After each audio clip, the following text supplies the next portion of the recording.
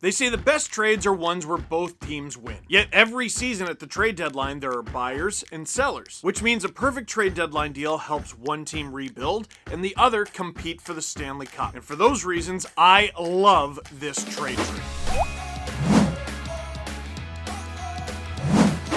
Let's take a look back to when the Boston Bruins gave Sergei Samsonov to the Edmonton Oilers for their 2006 Cup run. For those of you who don't remember it as vividly as I do, the 2005-2006 NHL season was ridiculous. We'll start with the fact that it was the first season in 2 seasons because the 2004-2005 season was canceled because of a lockout. The whole thing, not a shortened season, the whole thing! If you were a hockey fan, you better find some TV show you like or something because there's no hockey all year. But then it finally comes back, and when it does, there's a salary cap, and there are a million penalties because the rules changed, and Sidney Crosby and Alexander Ovechkin were both rookies. It was wild. And it'll also be known as that one time Chris Pronger was on the Edmonton Oilers. It was rather short-lived, but we already did that trade tree video, and if you want to check it out, the Oilers trading Chris Pronger to the Ducks, watch that after this one. But the fact of the matter is the Oilers were good, really good, and they were hoping to compete for a Stanley Cup, so at the 2006 trade deadline, they were buyers. The Boston Bruins, on the other hand, were not as good, so they were sellers.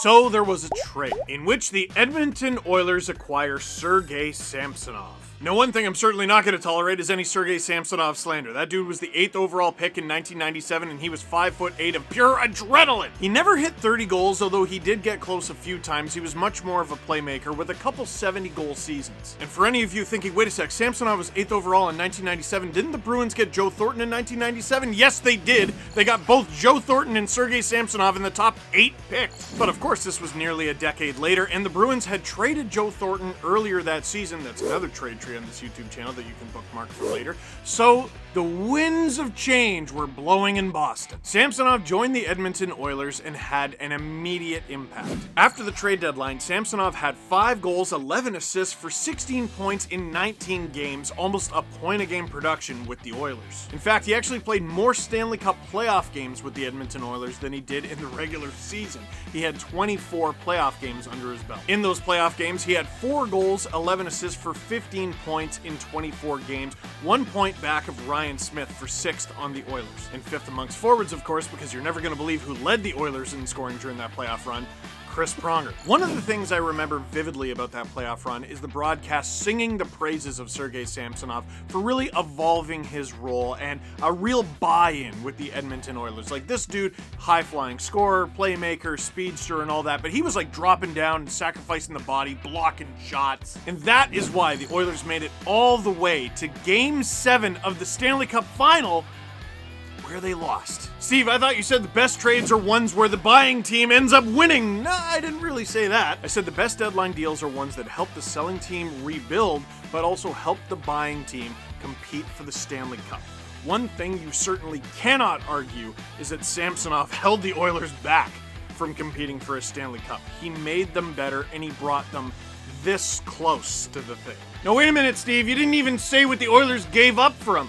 Well, glad you asked, because we're already done with the Oilers side of the trade tree. Oftentimes with deadline deals, it really is that simple. You get a guy, you have him for a flash in the pan, and then he's gone. Oh man, what did they give up, a fortune for him?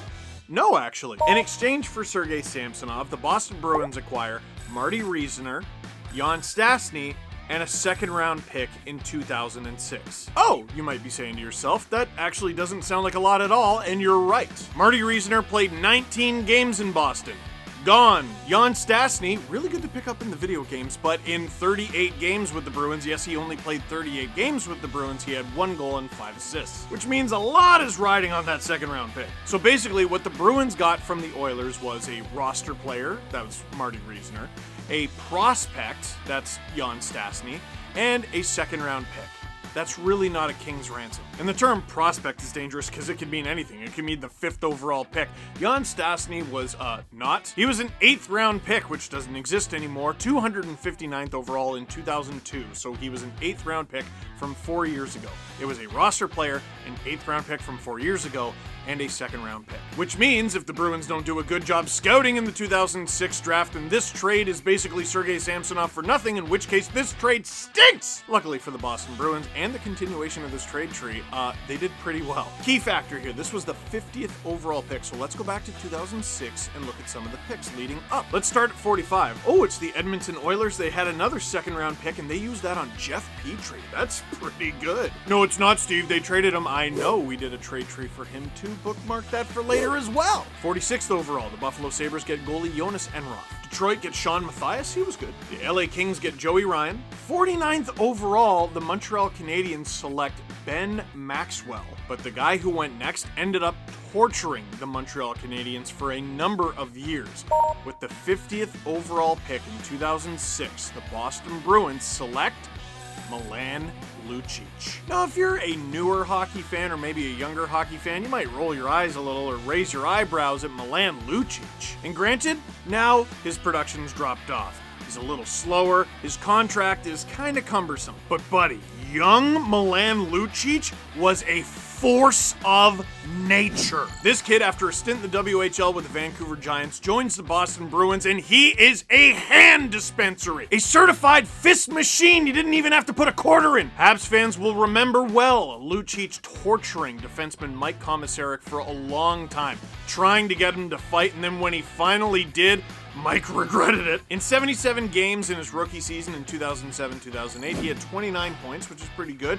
89 penalty minutes. Next year, 42 points, and his penalty minutes go up to 136. He only played 50 games the following season, but in the playoffs, he emerged. 9 points in 13 games. But the Bruins, a humiliating defeat at the hands of the heroically coming back Philadelphia Flyers.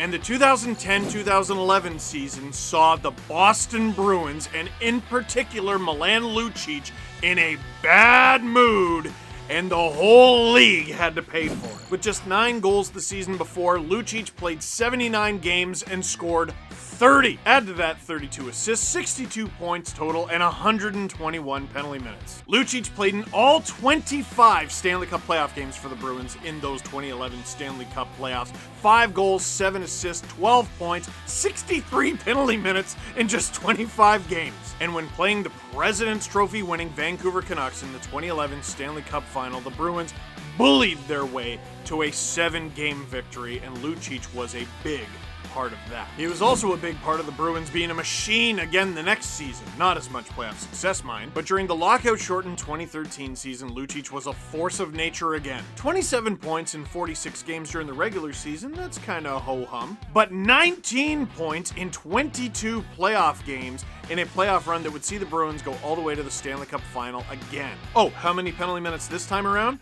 Just 14, because by then, people learn not to mess with Milan Lucic, because often the most feared fighters in the NHL aren't the guys who have to fight all the time, they're the guys who don't have to fight anymore because nobody wants to. After 24 goals and 59 points in the 2013-14 season, Lucic had a drop-off in 2014-15. 18 goals and 44 points in 81 games, that's a drop-off for him, so the Bruins decided, you know what? It's time for a change.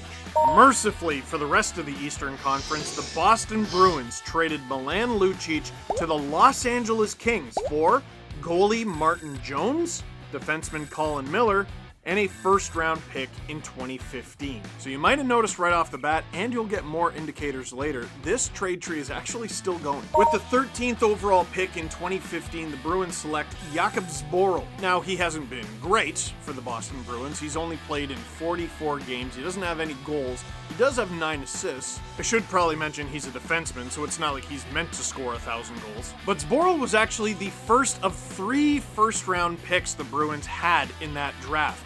13th, 14th, and 15th overall. 13th was Zboril, 14th was Jake DeBrusk, and 15 was Zachary Senyshyn. Now, you're allowed to like all 3 of those players, that's totally fine, but I do feel obligated to tell you that the 16th overall pick in that draft was Matt Barzal! 17th was Kyle Connor, and 18th was Thomas Chabot. Sorry, I'm a Leafs fan and I've been very nice to the Boston Bruins throughout this whole video, so I had to be mean for just a few seconds, I'm sorry. Anyway, Zboril did play some games with the Boston Bruins this past season. Who knows, maybe his role increases this upcoming, and we all look ridiculous. Wouldn't be the first time I look ridiculous. I thought the Leafs were going to make the second round this year. Maybe even the third. Should I continue? Now, Colin Miller, right-handed D for the Boston Bruins, was a hot commodity a few years ago. 9 goals, 20 assists, and 103 games with the Bruins. And unfortunately for the Boston Bruins, they lost Miller for nothing because he was the player they gave up in the 2018 expansion draft to Vegas. And since then for Miller, it hasn't really worked out very well, and he hasn't even been a lineup regular in some of the spots he's landed. So at the time I'm shooting this video, Zboril is still on the Bruins, Colin Miller is not, so his branch of the trade tree is done. And then there's Martin Jones, and you might be saying to yourself, I don't remember Martin Jones ever being on the Boston Bruins, and you're right, that's because he was never on the Boston Bruins. You see, the LA Kings were a goalie factory for a long time. You could argue they still are. And Martin Jones was a hot commodity a few years ago because his numbers were, well, better than they are now. And the Kings wanted to trade him and they wanted to get value, but they certainly didn't want to help a divisional rival. And the Boston Bruins said, yeah, well, we don't care about any of that, and traded him to the San Jose Sharks. After 0 games with the Boston Bruins, Martin Jones was flipped to the San Jose Sharks for Sean Kuraly and a first-round pick in 2016. Now, Sean Kuraly is a depth forward. He's never scored more than 23 points in a season. But in the 2019 playoffs, Kuraly absolutely went off for the Bruins, scoring way above his typical pace, 10 points in 20 games en route to another berth in the Stanley Cup final. Yes, he is a depth forward, but he's also 6'2" and somewhere between 210 and 215 pounds, and that sounds like a bad time. And again, at the time I'm shooting this, still a member of the Boston Bruins. The 2016 first-rounder that the Bruins got from the Sharks ended up being the second-last pick of the first round because the Sharks went all the way to the Stanley Cup final that year. It was 29th overall. And the Bruins used that draft pick to select Trent Frederic. Now, what do you see with Trent Frederic? Kind of depends how you watch hockey. Because the Bruins selected this guy 5 years ago, and to date he's only played in 59 NHL games, scored 4 NHL goals, and 1 assist for 5 points. He's also 6'2", over 200 pounds, has 80 penalty minutes, and he can do stuff like this. Welcome to Boston, Trent Frederic! Just rock 'em, sock 'em, robots! Listen to the crowd at TD Garden! Yeah, the Boston Bruins brand is finding players who are a bad time. Like I said, the most feared fighters in the NHL are guys who no one wants to fight, and not too many guys are willing to go Tom Wilson, but Trent Frederic loves it! And I tell you all of that to get to this point. The Boston Bruins traded Sergei Samsonov all the way back in 2006. And it's 2021, and that trade is still paying dividends for them. Does that mean the Oilers lost this trade? No! Like I said before, they gave up a roster player they didn't need anymore, a prospect who didn't end up panning out, and a second-round pick. The Boston Bruins could have easily selected somebody who never played a game in the NHL. Instead, they selected Milan Lucic, and he had a huge impact for them. An impact that brought them regular season success, an impact that brought them playoff success, an impact that brought them a championship, and an impact that allowed them to trade him for future assets that they are still reaping the benefits of today. The Boston Bruins made this trade 15 years ago. They won a Stanley Cup 5 years after they made this trade, and a decade after that Cup win, it's still paying dividends.